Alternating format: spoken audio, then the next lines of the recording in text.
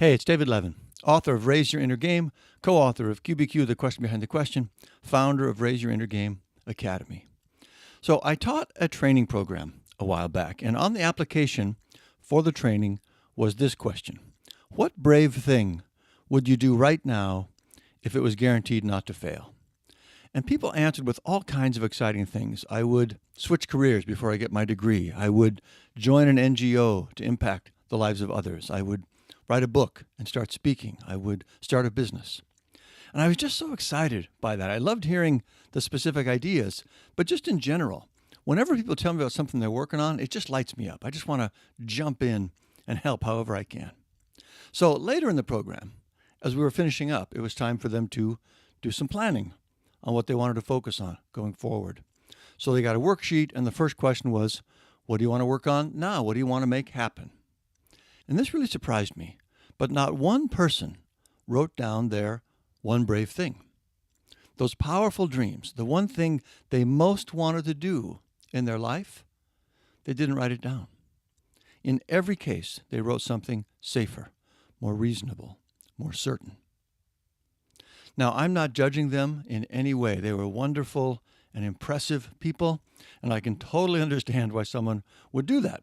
But it still made me sad because I thought, how many people out there are in the same place? They've got some big, important dream, something they would do in a heartbeat if they thought they could, but for whatever reason, they're not doing it. They think, now's not the time. So they wait, and they end up in this sort of limbo where they're not doing what they really want, but they're also not moving toward it either.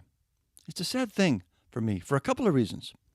First, when you're in that place, it constantly reminds you, I'm not doing what I really want to do. I'm not fulfilling my purpose. So it sort of drains the joy and meaning out of what you are doing.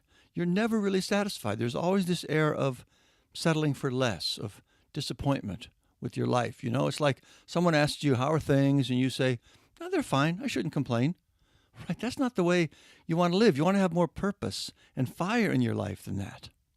Also, of course, it's not the best for the people around you to have that sort of energy. You know, I'm a huge proponent of people owning the impact they have on others.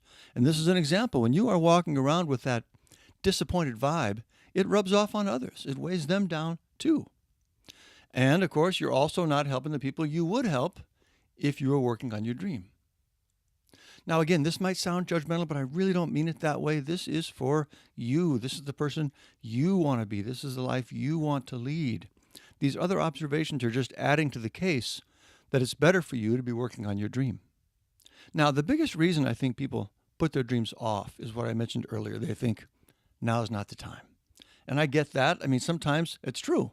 Most of the time, though, it's just fear, which I also understand, and it's not really understanding reality. If you look at success stories of all kinds, from the biggest startups to just the decision to get married and have kids, there's almost never a perfect time to do it. You just have to get started. But there's a way to start on your dream that bridges both those situations, when you can actually start and when you can't. In other words, you can hold a dream in a way that's inspiring, even if you can't go all in right now. So here's how to do that. First, you want to sit down and do some serious thinking about your one brave thing. What is it exactly that you want to do? Why do you want to do it? What does it mean to you? And here's a super helpful exercise for that.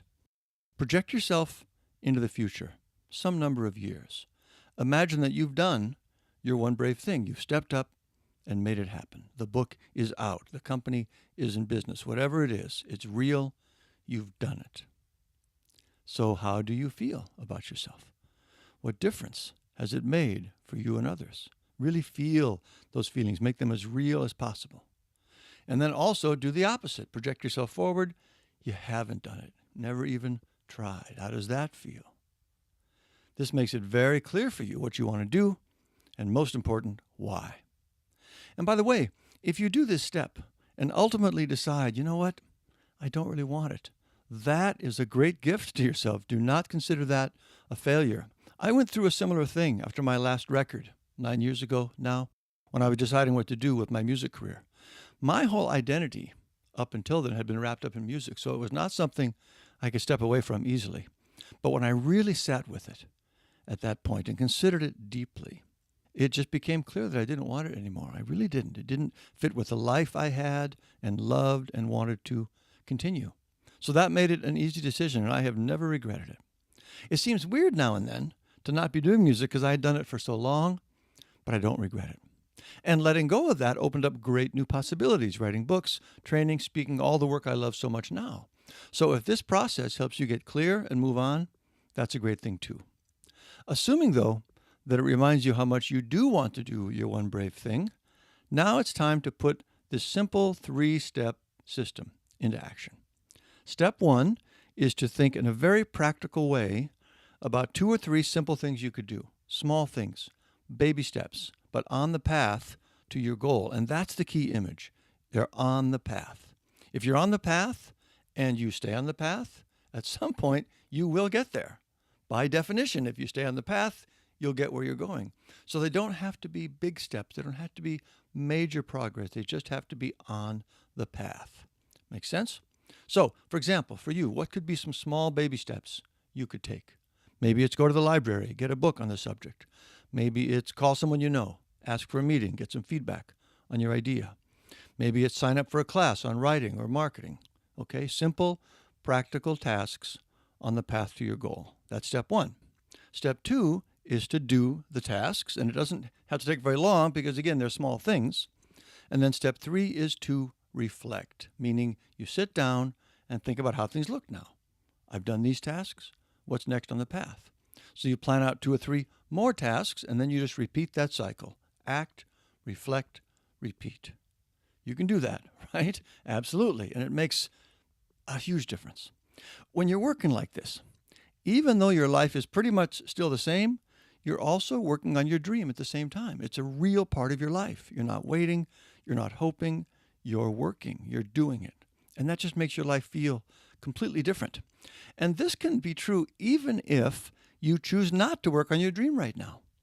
At any point in the process, even in the very beginning, if you decide that now is truly not the time to be working on it, that's fine too. You can still have your dream be an active part of your life. Here's what you do. First, write down why now is not the time. Just be really clear and honest about that. And then, and this is the critical part, make an appointment with yourself at some date in the future to take another look. 1 month, 3 months, 6 months, whatever makes sense. Put a reflection appointment on your calendar. When the time comes, you'll look at it again and decide. So now, everything you're doing today is still part of your long-range plan. You're still intentionally moving toward your dream, even if you're not actively working on it right now.